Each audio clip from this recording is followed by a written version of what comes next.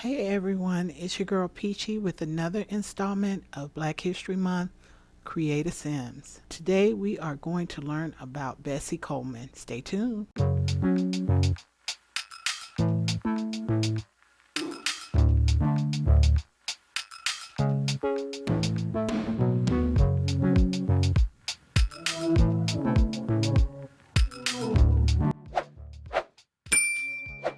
Born in Atlanta, Texas on January 26, 1892, Bessie Coleman had 12 brothers and sisters. Her mother, Susan Coleman, was an African American maid, and her father, George Coleman, was a Native American sharecropper.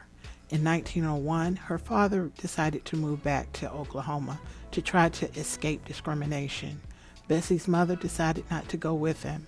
Instead, the rest of the family stayed in Texas. Bessie grew up helping her mother pick cotton and wash laundry to earn extra money. By the time she was 18, she saved enough money to attend the Colored Agricultural and Normal University, now Langston University, in Langston, Oklahoma. She dropped out of college after only one semester because she could not afford to attend. In 1918, except for the occasional wealthy socialite, female pilots were rare and African American female pilots were non existent. Coleman was stonewalled by the sexism and racism from American pilots who scoffed at her desire to fly. Hearing of her woes, black newsman Robert Abbott, the publisher of the Chicago Defender, encouraged her to go to France to learn how to fly. He financed a trip to Paris in 1920, and for 7 months, Coleman trained with some of the best pilots in Europe. Despite being the only black person in her class, she was treated with respect and earned her international pilot's license by 1921.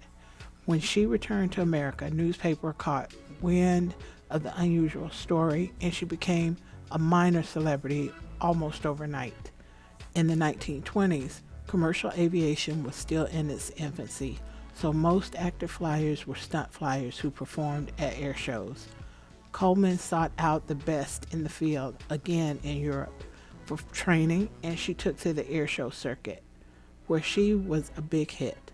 Nicknamed Queen Bess, Coleman was known for her daredevil aerial tricks, and her race and gender became a selling point instead of a liability. For 5 years, she barnstormed around the country, making a good living. It was hard living, however, filled with risks.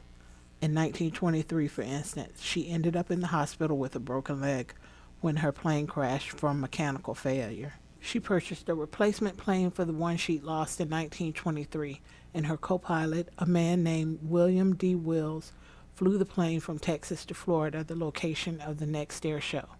The plane had mechanical problems during the journey and was in desperate need of an overhaul, but Wills and Coleman unwisely took up the plane on April 30th to survey the ground for the parachute jump that Coleman planned for the next day. The plane failed again, but this time it could not be piloted safely to the ground. Wills was killed on impact, and Coleman, who had not been wearing a seatbelt so she could look at the landscape over the side of the plane, was pitched from her seat and died instantly. Coleman had hoped to inspire other young African Americans to take to the skies by establishing a flight school. Her dream to start a school would never be realized, but by being the first black American woman to fly, she inspired countless young men and women to do the same. Here's to Ms. Bessie Coleman. Thank you for watching the Black History Month Create a SIMS. Please leave a comment. I truly appreciate it. Bye for now.